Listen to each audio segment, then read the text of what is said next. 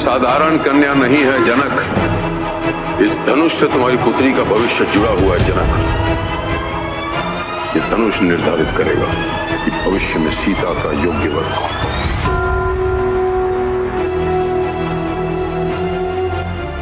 इस क्षण से लेकर मृत्यु जब तक हमें अलग ना कर दे। क्या थी भविष्यवाणी?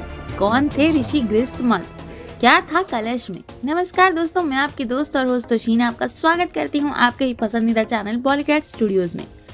आपने अपने बचपन में अपनी दादी नानी से कई कहानियां सुनी होंगी और कुछ कहानियां तो ऐसी थी जिन्हें आप चाह के भी भूल नहीं सकते, जैसे रघुकुल नंदन श्री राम और जानकी पुत्री की।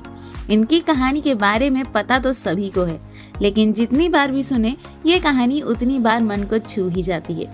और अब उसी कहानी को बड़े पर्दे पर उतारने का जिम्मा लिया है डायरेक्टर ओम रावत ने, और इस फिल्म का नाम है आदि पुरुष, जिसमें आपको प्रभास, कृति सेनन के साथ साथ सैफ अली खान और सनी सिंह भी नजर आने वाले हैं। तो चलिए आज हम आपको आदि पुरुष की कहानी सुनाते हैं। वर्षों पूर्व गृहस्थमद नाम का एक ऋषि था जो विष्णु और देवी लक्ष्मी की उपासना करता था। वो देवी लक्ष्मी को अपनी पुत्री के रूप में पाना चाहता था, इसलिए उसने देवी लक्ष्मी को प्रसन्न करने के लिए घोर तप किया। तब देवी लक्ष्मी उसके सामने आती हैं और उससे कहती हैं, मैं तुम्हारी प्रार्थना से प्रसन्न हुई हूँ, किंतु मुझे पुत्री के रूप में प्राप्त करने के लिए तुम्हें एक और परीक्षा को पार करना होगा।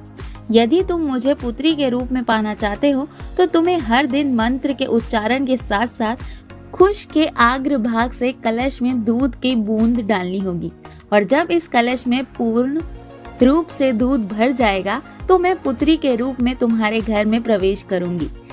देवी लक्ष्मी के आज्ञा अनुसार ऋषि गृहस्थमद हर रोज उस कलश में खुश के साथ दूध भरते गए। एक दिन जब ऋषि आश्रम में नहीं थे तब वहां रावण आ पहुंचा।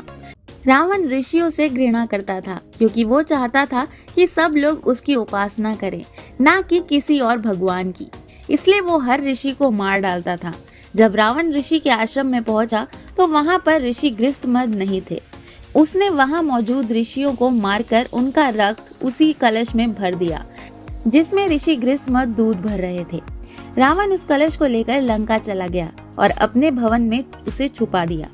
रावण की पत्नी मंदोदरी ने जैसे उस कलश को देखा तो वो रावण से सवाल करती है, स्वामी आखिर इस कलश में क्या है? आपको इससे पूर्व मैंने कभी भी कोई कलश छुपाते हुए नहीं देखा, आखिर इसमें ऐसी क्या खासियत है? तब रावण उससे कहता है, हमारी इजाजत के बगैर इस कलश को कोई हाथ नहीं लगाएगा। जब हमें तुम्हें बताना होगा तो हम इस कलश के बारे में तुम्हें बता देंगे। लेकिन मंदोदरी उस कलश को लेकर बहुत उत्सुक थी। वो जानना चाहती थी कि आखिर उसमें है क्या। एक दिन जब रावण अपने महल में नहीं था तब छुपके से मंदोदरी उस कलश के पास जाती है और उसे खोलकर देखती है।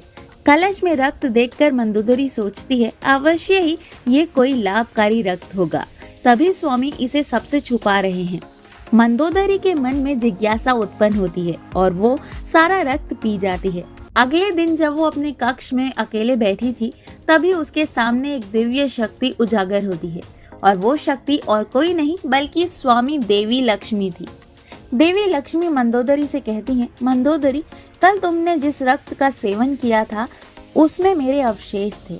मैंने ऋषि गृहस्थमद को कहा था कि अगर वो उस कलश में कुश के आग्र भाग से दूध भरेंगे तो मैं उनसे पुत्री के रूप में प्राप्त होंगी, लेकिन भूल पूर्वक तुमने उस कलश के दूध और रक्त दोनों को ही सेवन कर लिया है।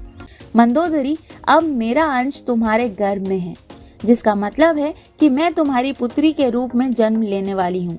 ये सुन मंदोदरी बहुत डर जाती है क्योंकि उन्हें सालों पहले हुई भविष्यवाणी याद आ जाती है। तो आखिर क्या है वो भविष्यवाणी जिसने मंदोदरी को डरा दिया? जानने के लिए देखिए हमारी अगली वीडियो। उम्मीद है आज की वीडियो आपको अच्छी लगी होगी, तो इसे लाइक एंड शेयर जरूर कर दीजिएगा, और अगर आप चैनल पे नए हैं तो इसे सब्सक्राइब करना बिल्कुल ही मत भूलिएगा। मिलते हैं अगली वीडियो में, तब तक के